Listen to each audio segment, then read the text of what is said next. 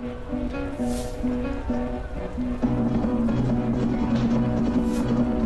traben den Pfoten zur Neid, wir fliegen an Gräben und Hecken vorbei. Die Sonne verloht, das Kreuz sei hoch hell.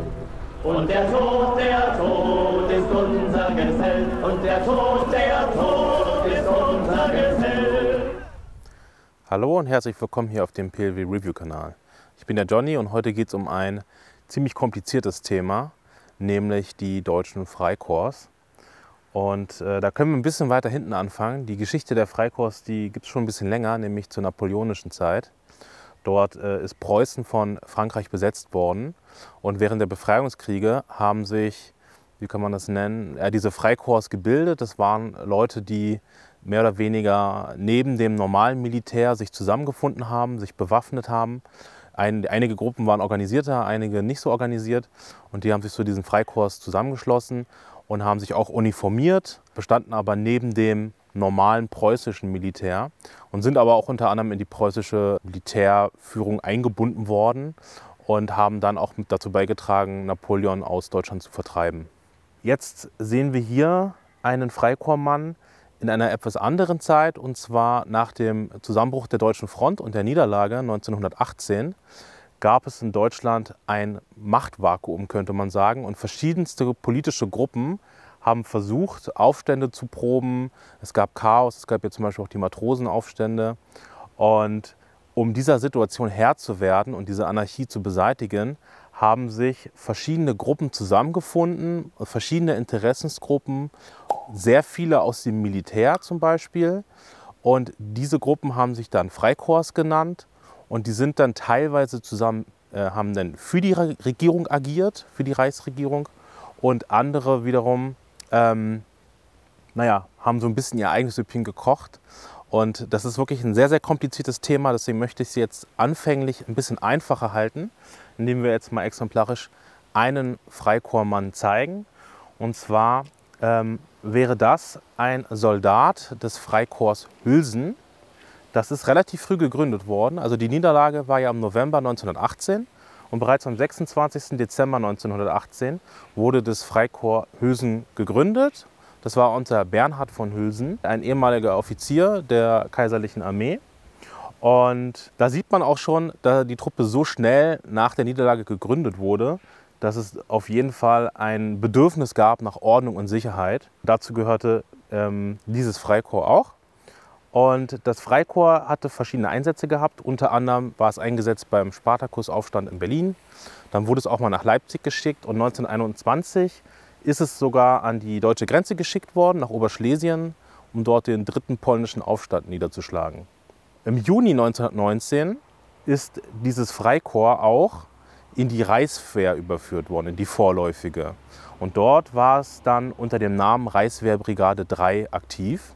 Und hier sieht man auch so ein bisschen das Zusammenspiel. Es gab nämlich, sage ich mal, sehr disziplinierte Freikorps, wie zum Beispiel das Freikorps Hülsen, die dann auch mit der Regierung zusammengearbeitet haben, also für die Regierung gearbeitet haben. Und diese sind dann auch, das ist auch mit anderen Freikorps passiert, auch tatsächlich in die Reichswehr eingegliedert worden als einzelne Brigaden, die dann sozusagen den Grundstock gebildet haben für den späteren Ausbau der Reichswehr.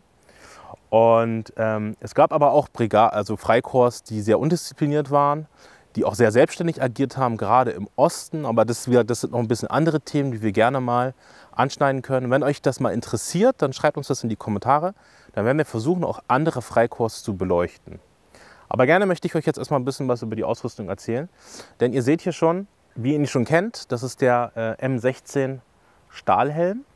Und hier sehen wir auch wieder, diese Freikorpssoldaten sind tatsächlich auch aus den Beständen des Krieges mit versorgt worden. Das heißt, teilweise sind ganze Einheiten auch geschlossen zu einem Freikorps geworden und haben ihre alte Ausrüstung behalten. Eine Besonderheit, die wir hier auf jeden Fall sehen, ist, dass dieser Freikorpsmann den Feldrock anhat, und zwar im Landsturmschnitt.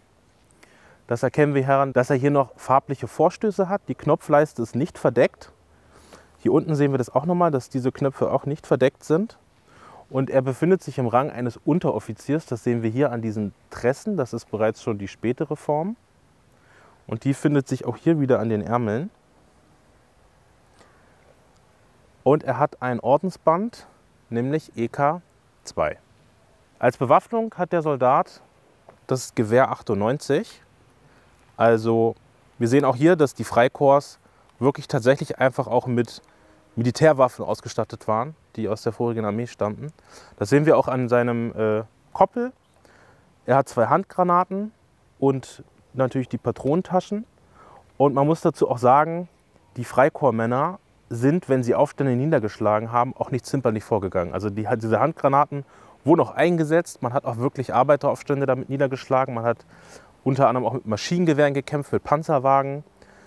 Sogar mit Artillerie haben die Freikorps auch gekämpft, um diese Unruhen zu beseitigen.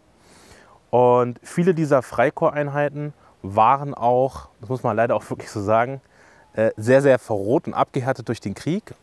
Die meisten waren nationalistisch bis reaktionär. Und das Freikorps Hülsen ist jetzt ein bisschen anderes Beispiel. Die waren zwar natürlich auch nationalistisch, aber sie waren halt so diszipliniert, wie gesagt, dass sie in die Reichswehr überführt wurden und sich noch an gewisse Regeln gehalten haben, wie es zum Beispiel beim Kapp-Putsch andere Freikorps-Einheiten nicht gemacht haben. Und das ist, wie gesagt, eine andere Geschichte. Dann schauen wir noch mal weiter, und zwar hier an die Seite. Hier ist das 88-98, das Seitengewehr. Dann eine Feldflasche und der Brotbeutel. Noch eine Besonderheit zum Seitengewehr. Hier fehlt etwas bei den Soldaten. Normalerweise hätten sie ihre Kompanietrottel, aber diese ist weggelassen worden, da die Einheiten tatsächlich nicht mehr bestanden und die Freikorps versucht haben, sich eine eigene Identität zu schaffen. Und das sieht man ganz besonders an einer bestimmten Sache. Dem einen oder anderen wird es schon aufgefallen sein. Hier sind sozusagen eigene Abzeichen geschaffen worden. Das ist hier ein Eichenlaubblätter. Und diese waren dann explizit für das Freikorps Hülsen. Man hat sich also quasi versucht, einen eigenen Korpsgeist zu erschaffen. Es gab auch andere Einheiten, die auch dieses Eichenlaub hatten, aber das Freikorps Hülsen hatte die halt auch. Das war halt so eine Besonderheit. Und was noch auffällt, es gibt keine Schulterklappen bei dieser Einheit. Das Freikorps Hülsen hat die Schulterklappen weggelassen, um auch wirklich, sage ich mal, ein eigenes Bild, einen eigenen Korpsgeist zu erzeugen. Wie gehabt, die steingraue Hose mit dem roten Vorstoß. Und der Soldat trägt hier auch Gamaschen und Schnürschuhe. Es kam aber auch sehr oft vor, dass die Soldaten natürlich, weil sie jetzt nicht im Feld gekämpft haben, sondern auch in den Städten oft gekämpft haben, dass sie sehr oft einfach ganz normale Marschstiefel getragen haben. Das Freikorps Hülsen hat ja mehr im Osten des Landes gekämpft. Es gibt aber auch Einheiten, die im Westen des Landes gekämpft haben, besonders im Ruhrgebiet. Ja, eine Fraktion, die man als Gegenspieler der Freikorps bezeichnen könnte, war die Rote Ruhrarmee. Hier sehen wir exemplarisch mal ein Mitglied. Die Rote Ruhrarmee ist entstanden, als es im Februar oder im März 1920 zum Kapp-Putsch kam. Und als Gegenreaktion davon haben die USPD, die KPD und die SPD, sag ich mal, die Arbeiter dazu aufgerufen, bewaffnete Gruppen zu bilden. Und diese bewaffneten Gruppen haben sich dann zusammengeschlossen und haben dann die Rote Ruhrarmee formiert. Und das ist keine kleine Einheit, sondern das waren dann tatsächlich, zu ihren besten Zeiten waren das 50.000 Mann und 50.000 Arbeiter. Und diese Arbeiter, das war was ganz Besonderes, und zwar, das waren ehemalige Soldaten, die linksorientiert waren, die sich dieser Roten Ruhrarmee angeschlossen haben. Das heißt, diese hatten natürlich auch, genauso wie die Freikorps-Soldaten, sehr oft große Kampferfahrung und waren halt, wie gesagt, haben im Ersten Weltkrieg gekämpft und waren dementsprechend würdige Gegner für die Freikorps. Und hier sehen wir mal exemplarisch, wie so ein Rote Ruhrarmee-Soldat ausgesehen haben kann. Wir haben hier, wir fangen mal von oben an, eine zivile Mütze. Es ist halt so, dass die Mitglieder der Roten Ruhrarmee sehr oft auch zivile Sachen getragen haben. Aber sie haben sich auch aus Armeebeständen bedient. Das sieht man zum einen hier an dem Einheitsmantel 15 und einem Patronenbandolier mit Ladestreifen, mit Munition für das Gewehr 98. Das ihr schon aus vielen unserer Videos kennt. Also auch ein Armeegewehr, das aus den Restbeständen quasi einfach übernommen wurde.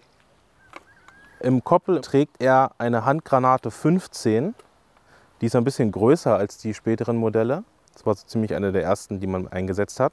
Der Rest hier auch ist zivile Kleidung. Und ein interessantes Detail kann man auf jeden Fall noch erwähnen. Interessanterweise, beim Kapp-Putsch haben die Freikorpssoldaten gegen die Reichsregierung geputscht. Und auch die Rote Ruhrarmee hat gegen die Freikorpssoldaten gekämpft, aber war auch ebenfalls, sage ich mal, in Gegenwehr oder Opposition zur Reichsregierung. Deswegen haben sie dieses Koppelschloss demonstrativ umgedreht getragen, als Zeichen ihres Disrespekts. Das Ende der Roten Ruhrarmee war ein wenig unrühmlich, denn es gab von der preußischen Regierung ein Ultimatum, dass sich die Rote Ruhrarmee auflösen sollte. Das ist dann mehrmals verschärft worden. Und als sich die Rote Ruhrarmee dann teilweise schon aufgelöst hatte, hat man die Freikorps hingeschickt, um die Reste des auch drumherum sich entwickelnden Arbeiteraufstandes zu zerschlagen. Ja, wie ihr gesehen habt, ist der Soldat der Roten Ruhrarmee sehr einfach ausgerüstet und sehr einfach gekleidet. Und im Allgemeinen kann man das auch über die Freikorpssoldaten sagen, wenn sie nicht explizit im Kampf waren. Wir sehen nämlich, es fehlen ein paar Sachen. Zum einen ist das die Spatentasche, denn es gab keine Notwendigkeit mehr, sich in irgendeiner Form zu verschanzen, weil man oft in städtischen Regionen unterwegs war. Und was natürlich für die Erste Weltkriegsausrüstung besonders auffällt, es ist kein Gasmaskenbehälter und keine Gasmaske mehr da.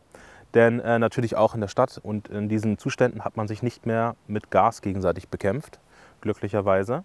Das heißt, dass das Auftreten der Freikorpsmänner natürlich sehr, sehr viel einfacher ist.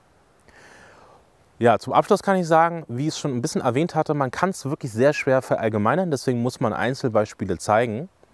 Und wenn ihr wollt, dass wir wirklich noch ein bisschen tiefer in die Materie reingehen, wie gesagt, schreibt das gerne in die Kommentare. Wir hätten auf jeden Fall Lust drauf. Ja, und dann bedanke ich mich bei euch auf jeden Fall fürs Zusehen und wir sehen uns beim nächsten Mal.